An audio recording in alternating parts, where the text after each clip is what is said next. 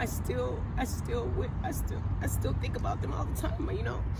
And I wish that they would know that I'm trying. I'm doing everything I can, even though it doesn't seem as productive as it should be. I still am never gonna stop trying or being open to things that I can do, even though it's not in the ways that, you know, the ways that they're trying to present to me. I'm not really, you know, I'm like, oh, I don't want to do it this way. I really shouldn't have a say-so on what I need to do to get there, but it's hard, you know, and I just hope that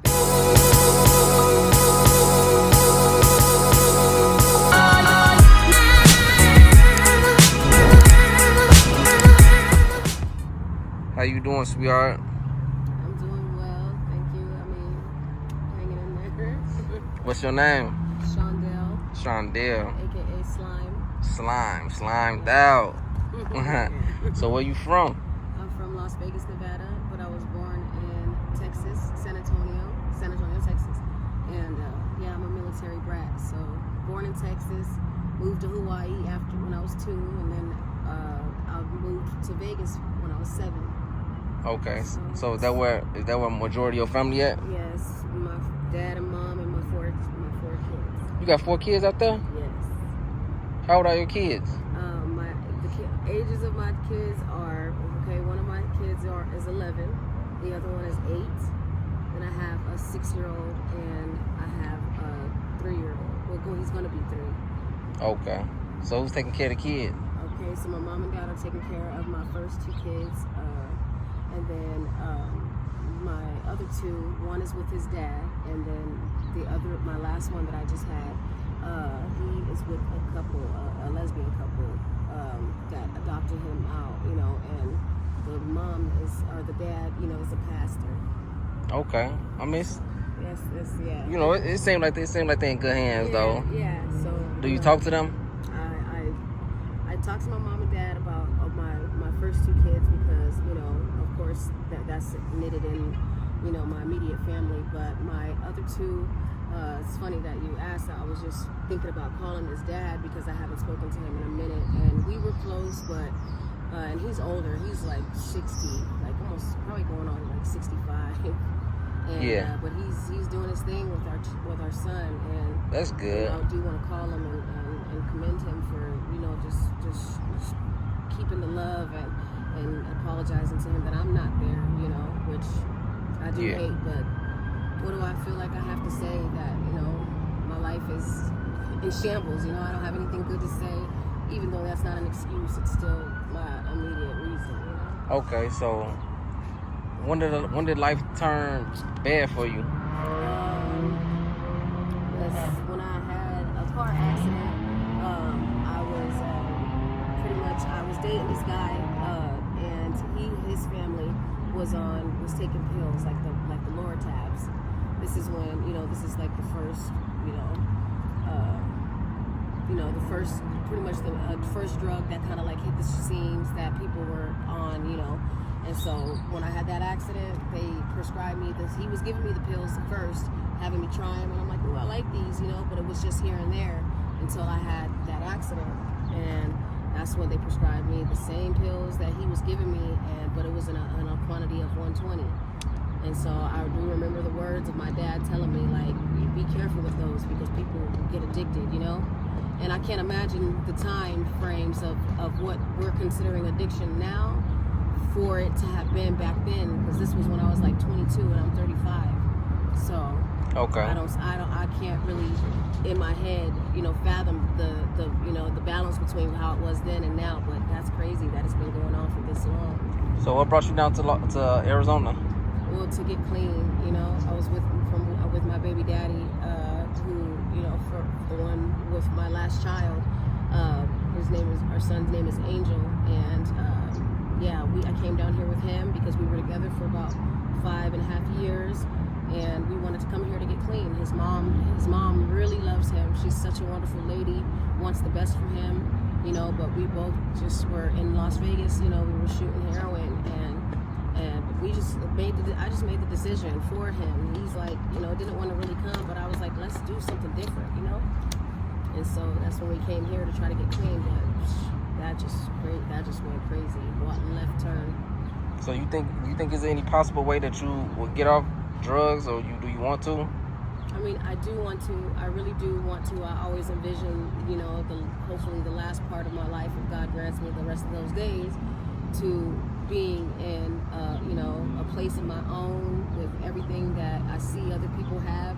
Not on an envious level, but in a way of like, you know what? I know I can do that too. I want those things too. Yeah. But I don't know. I just the way of me getting there that's the problem. That's the part I can't really understand or try to, Okay. But yeah. So what are you doing? So what drugs are you taking? I'm currently taking fentanyl powder. I started off with the blues when we got here. I didn't know anything about the blues in Las Vegas. It's really not in the scene like that. It was just the heroin, and I did have some friends that were on fentanyl powder, but it was very, very scarce. So I wasn't into it. Actually, I talked shit about people that were doing it because I'm like, we heard that people smoking it would just hit it and die, or you know what I'm saying. And we were just like, what kind of people are those? Like, what? And it is just the irony of life. You know him? Hmm? You know him? Well, that guy, no, I don't know who that is. He was around here picking up a straw, so he probably smoked. Oh, okay. Yeah. Okay. So if you don't mind me asking, like, how do you provide for this habit? I pray to God my dad will hear this, but I do dates. I haven't done nothing like that. I did start in the Vegas life, but I figured out that wasn't me. So out there, I was boosting for my habit, going to stores and taking product, and because it was an easy way of life to take some product, and we had a whole strip of cul-de-sacs of, it doesn't matter the race, but Hispanic people that love to buy product that was from the stores, Yeah. So we go get some stuff, and our quota every day was almost like $250 to $300. That's a good profit. Yeah. So, but out here, I don't really want to, I already caught a case in Tempe for shoplifting, so that just kind of deterred me from that. So. Okay. Yeah. So what it's like being on the street, being a female on the street? I mean, man, it's hard. Do you feel protected because your baby daddy's out here, or he's not with you all the time? Well, no, we're not together all the time. Like, well, this is how I do, so it's always we always butt heads. But at the end of the day, I know we come to terms that we love each other, and it's just because we're both stressed out here in these streets, Yeah. Well, one thing I want to say to you, man, I want you to do better in life so you can get back to them kids. Yeah. Like, the drugs ain't worth it. I know. I do know this, It ain't too 35. I'm 33. It ain't too late for you to get back on track. Right. Trust right. me. Get a job and just do right. Yes. Thank you for that. I'm gonna pray for you. Thank you. You shouldn't have to. You shouldn't have to get your body up to provide for yourself, or a drug habit at that. I understand. I do. I do want. Well, I was arrested just recently on the 28th, so I was in jail for 10 days, which was probably the most chaotic experience I had. I was in a fight, put in the hole, and when I got out, I just like kissed the fucking earth. Like, excuse my language, but I was like, thank you, God, for letting me out of that place. Yeah. It was not a place for me, and so they offered me a program called the Divergent Program, which you have to do classes, you got a drug test, and if you do that, I have 2 felonies right now. So if I take those classes and do it the right way, I won't have those felonies. You feel me? So Yeah. that I'm actually open to doing because it's I've tried treatment that hasn't worked. You know what I'm saying? And so hopefully this might offer me a new way of construction. What is it? To do for my life so that I can move on into a new level. Yeah, I think you should go back to Las Vegas. I don't know. I don't think so. You don't think your parents will talk to you? Not even that. It's just that there really is no, I don't know. I just feel like I can't do that, I really, because then I would feel like I'm just, my family's there and I know that, and I might just be used to the idea of them being there to help me. Can you push your bra up? Yeah, sorry. Sorry. Yeah, that I'll try. Yeah, my bad. Yeah. My bad. Nah, you okay. Yeah. Just, Yeah. Hopefully you edit this. Yeah. Hey, I got you. But if there's one thing you want to say to your family, your kids, what would that be?